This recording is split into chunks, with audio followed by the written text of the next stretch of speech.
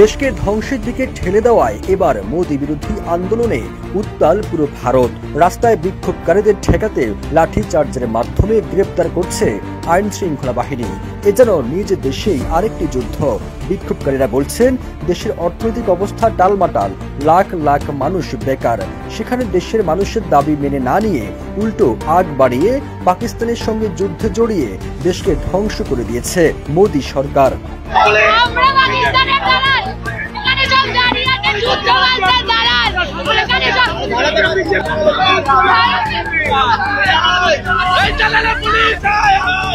মোদির বিরুদ্ধে যেই কথা বলছে তাকেই এভাবে গ্রেপ্তার করা হচ্ছে, যেন নিজের গদি ঠিক রাখতে দেশের জনগণের বিরুদ্ধে আরেকটি যুদ্ধ ঘোষণা করল নরেন্দ্র মোদি।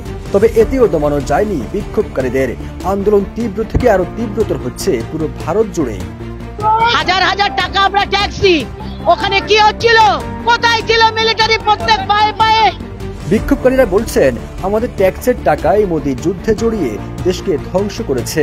মোদি বিরোধী আন্দোলনে এমন ক্ষোভ প্রকাশ করায় বিক্ষোভকারীদের পাকিস্তানের দালাল বলেও আখ্যায়িত করেছে দেশটির সাংবাদিকরা। ক্ষুব্ধ হয়ে আন্দোলনকারীরা বলছেন, মোদিকে টিকিয়ে রেখেছে শুধুমাত্র গদি মিডিয়া।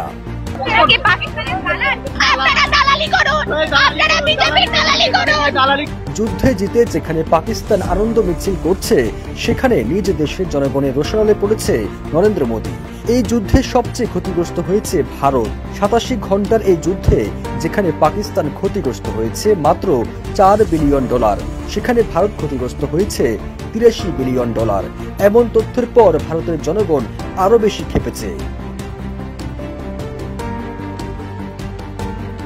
যুদ্ধে ভারতের ক্ষয়ক্ষতির হিসেব অনুযায়ী উত্তর ভারতের আকাশসীমা বন্ধ থাকায় প্রতিদিন $8 মিলিয়ন ক্ষতি হয়েছে বিমান চলাচলে।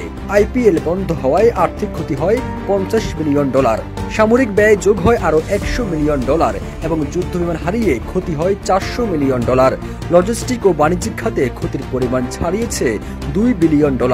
নিজ উস্কানিতে যুদ্ধে জড়িয়ে ভারতের এত ক্ষতি হওয়ার পর মূলত মোদির বিরুদ্ধে আন্দোলন করে দেশটির জনগণ। সবুজ ফিরোজ, নিউজ ডেস্ক, ইত্তেফাক।